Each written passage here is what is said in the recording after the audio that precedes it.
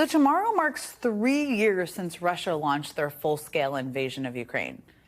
And I remember very clearly where I was that night. I know Ali Velshi was just talking about this too. And you may remember where you were. I was sitting in Jake Sullivan's office in the West Wing, waiting for an update on whether the war had actually begun. Just weeks earlier, remember, the national security team in the Biden administration had made this decision to declassify information, including Russian plans to attack Ukraine, in order for the world to know what to expect and to kind of call them out. Point being, we knew it was Russia planning to illegally invade Ukraine. The world did, even before it started.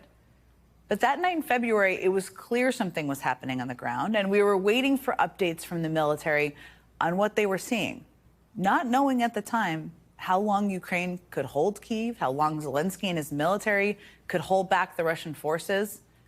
But they did hold Kyiv, and they have fought every single day since then.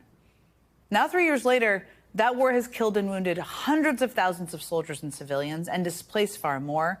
Cities have been destroyed. Ukrainian children have been kidnapped and trafficked by Russian authorities. And we've all watched it play out before our eyes. This is all important to remember, and I wanted to start here because we're all trying to digest what we saw happen this week. I mean, the current president of the United States railed against a man he called a dictator without elections, who he claimed should have never started this war. But he wasn't talking about Russian dictator Vladimir Putin. He was referring to Ukrainian President Zelensky. It didn't stop there. He also falsely claimed that Zelensky bamboozled the United States into helping him pay for the war, that he had a rock-bottom approval rating, he doesn't, and that he didn't even deserve a seat at the negotiating table to end a war in his own country. And he said all of that while continuing to praise Putin and parrot Kremlin talking points, as he's been doing for years. Now, obviously, this embrace of Russia is not new for Trump, but it has immense implications for America's moral authority in the world. And I also think it's important to talk about what's motivating all of this praise of Vladimir Putin. There are obviously a lot of theories. I'm not going to get into them all. But I think one of the reasons that's long been overlooked is this. If Trump can trick Americans into thinking Putin's way of doing things is acceptable, then maybe he can trick them into thinking everything he is doing is acceptable too. I mean, if what Putin is doing in Russia is fine, and we definitely know Trump thinks it is, then what could be wrong with what Trump is doing in this country? What's wrong with empowering a handful of wealthy business leaders and giving them unprecedented influence? Or granting the richest man in the world free rein to do whatever he wants, like, say, threaten every federal employee to justify their work or resign? Or firing military generals who aren't sufficiently loyal to him? If Russian tactics are just the cost of doing business, then what's wrong with operating in an openly corrupt way? Like dropping charges against a certain New York City mayor in exchange for his obedience. What's wrong with installing sycophants like Kash Patel in positions of power, or bypassing Congress and defying court orders, or cracking down on our free press, like barring certain news outlets from official events? That stuff happens in Russia all the time. Or with threatening territorial expansion, like the nonstop talk about seizing Canada, Greenland, and the Panama Canal. And if Putin's way is the right way, what's wrong with the idea of staying in power beyond a second term? Should I run again? You tell me. I think I'm not allowed to run again. I'm not sure. Am I allowed to run again? They say I can't run again. That's the expression. Sir. Then somebody said, I don't think you can. Oh. He acts like he's joking there. But I mean, given all the context I just laid out, it's really obviously not that funny. Look, the point here is this. If Trump can justify Putin's behavior, then he can justify his own. But the problem for Trump is that's a pretty steep hill to climb, because the American people don't like Putin's way of doing things.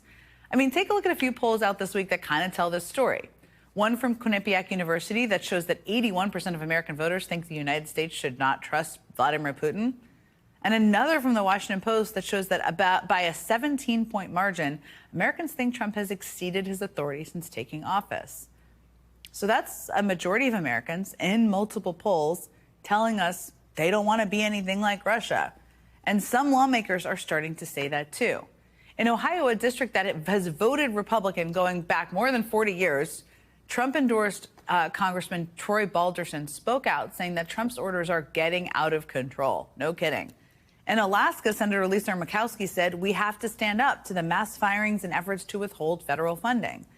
And even when lawmakers don't really want to talk about this, they can't seem to get away from it.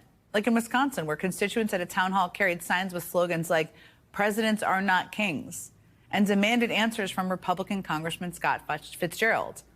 And in Oregon, where Republican Congressman Cliff Bentz was met with booing and heckling from crowds, all frustrated over Trump's recent executive actions. And in Oklahoma, where Republican Kevin Hern tried to talk about the border and the deficit, but his constituents only wanted answers about Trump and Musk's erratic government cuts. And in a ruby red part of Georgia, where Republican Rich McCormick was peppered with questions from a very fired up crowd about Trump's power. You don't think I'm going to stand up for you?